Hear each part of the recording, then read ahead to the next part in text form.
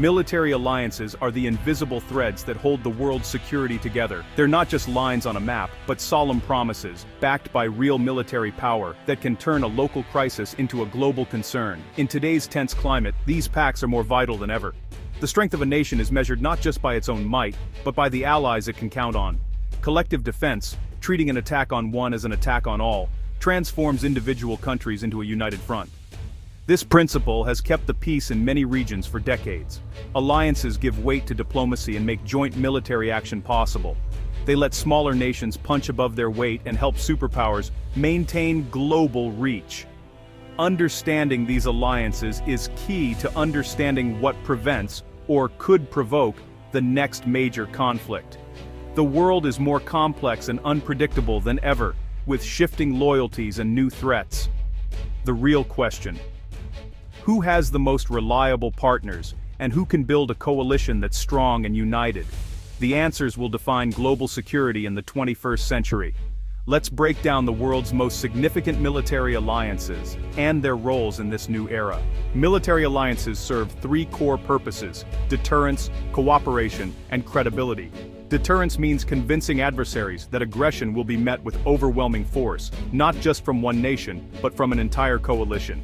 This is why small countries allied with superpowers feel secure. Operational cooperation is the second pillar. Alliances train together, standardize equipment, and build trust long before a crisis erupts. This makes joint action possible when it matters most.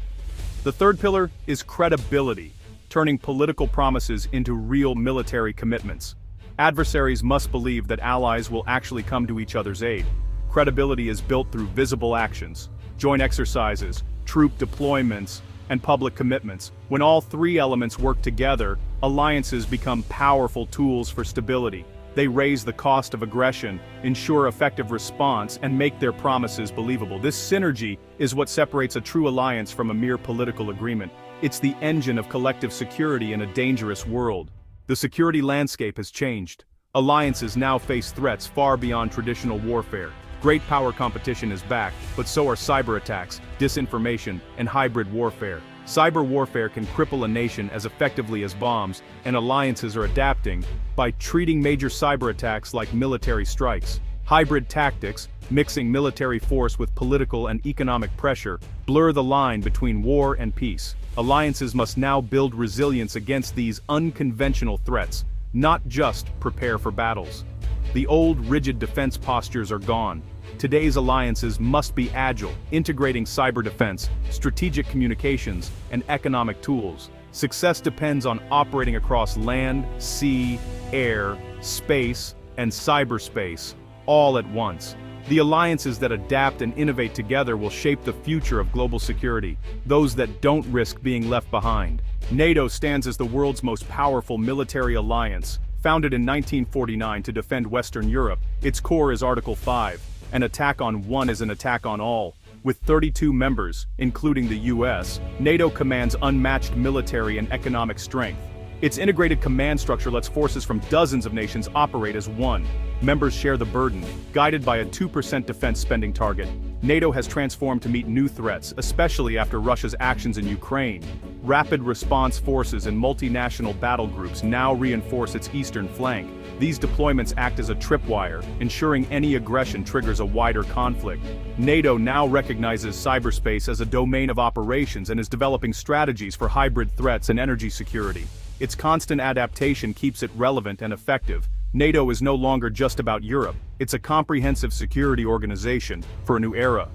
That's why it remains the gold standard of military alliances. In the Indo-Pacific, the US uses a hub-and-spoke system, bilateral treaties with key allies like Japan, South Korea, Australia, the Philippines, and Thailand. Unlike NATO's collective defense, these pacts are tailored to each partner's needs. The US-Japan alliance focuses on maritime security.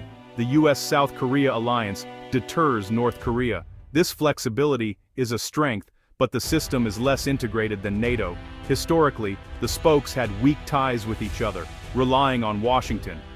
Now, with China's rise, the US is encouraging more cooperation among its allies. New groupings like the Quad and AUKUS are emerging, connecting allies in new ways.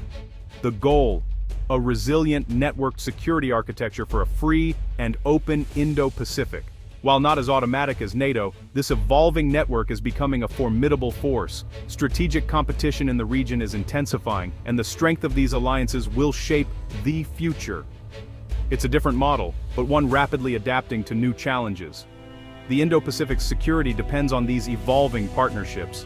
The Shanghai Cooperation Organization, or SCO, offers a different model of security. Founded by China, Russia, and Central Asian states, it now includes India, Pakistan, and Iran. The SCO isn't a military alliance, there's no mutual defense clause. Its focus is on regional stability, countering terrorism, separatism, and extremism. Joint military exercises are aimed at counterinsurgency, not large-scale warfare. The group is a platform for dialogue, but deep rivalries, like those between India and Pakistan, limit unity. China and Russia compete for influence, making consensus difficult. The SCO promotes a multipolar world and resists Western dominance, but lacks the cohesion of NATO. It's a significant player in Central Asia, but not a true strategic bloc. Its effectiveness is limited by internal divisions and the absence of collective defense. The Collective Security Treaty Organization, or CSTO, is Russia's answer to NATO. Its members, mostly former Soviet states, are bound by a mutual defense clause. In practice, the CSTO is dominated by Russia, with smaller members relying on Moscow for security. The alliance has struggled to act in crises, often refusing to intervene even when members are attacked. Its only notable deployment was to quell unrest in Kazakhstan, reinforcing Russian influence. The CSTO's credibility has suffered, especially after failing to support Armenia against Azerbaijan. It lacks the unity, interoperability, and shared vision of a true alliance. The CSTO is more a tool for Russian power than a reliable security guarantor. Its actions are dictated by Kremlin interests, not collective defense. It remains a regional pact, not a credible counterweight to NATO. The true power of an alliance is its credibility. Will members really defend each other? Credibility is built over decades through action, investment, and unity. When alliances are credible, they deter aggression before it starts. Stationing US troops in Europe during the Cold War made American commitments real and undeniable. A strong alliance can de-escalate crises by showing readiness and resolve. But if unity falters, adversaries may be tempted to test the alliance, risking wider conflict. Every action, or inaction, by an alliance is scrutinized by both friends and foes. Joint exercises, deployments, and clear statements reinforce credibility. Disagreements, weak spending, or failure to respond erode it. In today's world, adversaries use disinformation and hybrid tactics to sow doubt and division. Maintaining credibility requires more than military strength. It needs political will and shared values. Alliances that pass this test will shape the future. Those that fail risk irrelevance. The stakes for global stability couldn't be higher. Military alliances are now the foundation of global security. No nation can go it alone. Coalitions are the new reality. Alliances are the main battlegrounds for competing visions of world order. The US-led system faces challenges from alternative models, like the SCO. The outcome will set the rules for international relations for decades. Alliances must adapt to new threats, cyber, hybrid, and great power rivalry. Their credibility and unity will be tested again and again.